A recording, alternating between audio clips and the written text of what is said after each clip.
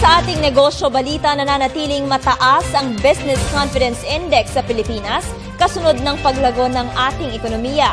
Kaya naman inaasahan din na mas lalakas pa ang employment sector sa bansa. Para sa detalye, may George Bandola.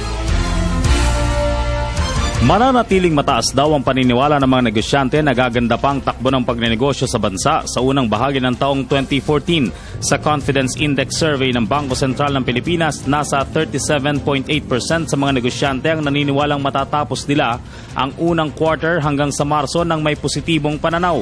Bagamat bumaba man ang resulta ng survey kumpara noong huling bahagi ng taong 2013 na nasa 52.3%, nananatili pa rin daw itong mataas kumpara sa mga pessimists o mga naniniwalang wala nang igaganda ang ekonomiya ng bansa.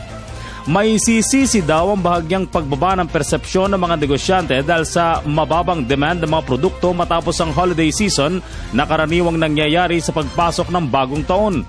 Pagbaba ng halaga ng piso kontra dolyar at sa ibang foreign currencies, masamang epekto pa rin ng mga nagdaang bagyo sa huling bahagi ng nakarang taon, tumataas na halaga ng langis, dumaraming kompetisyon at kakulangan ng mga raw materials dahil nga sa epekto ng kalamidad.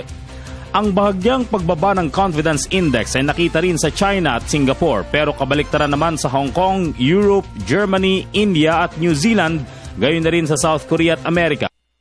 Pero sa susunod na bahagi ng taon o sa second quarter, mataas na ang confidence index sa mga negosyante na pumalo na sa 50.8% kumpara sa 40.7% na naitala noong second quarter ng 2013.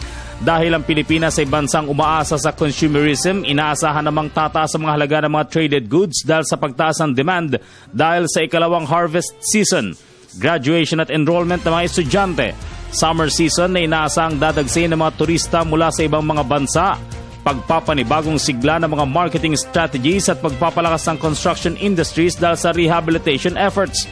Tumaas naman sa 32.9% ang mga negosyanteng tiniyak ng magkakaroon ng expansion o makakapagpalawak ng kanilang mga negosyo sa ikalawang bahagi ng taon mula sa 30.5% noong nakarang taon.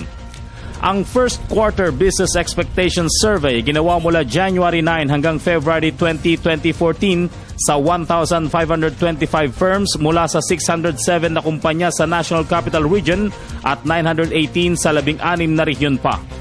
Para sa Telebisyon ng Bayan, George Bandola.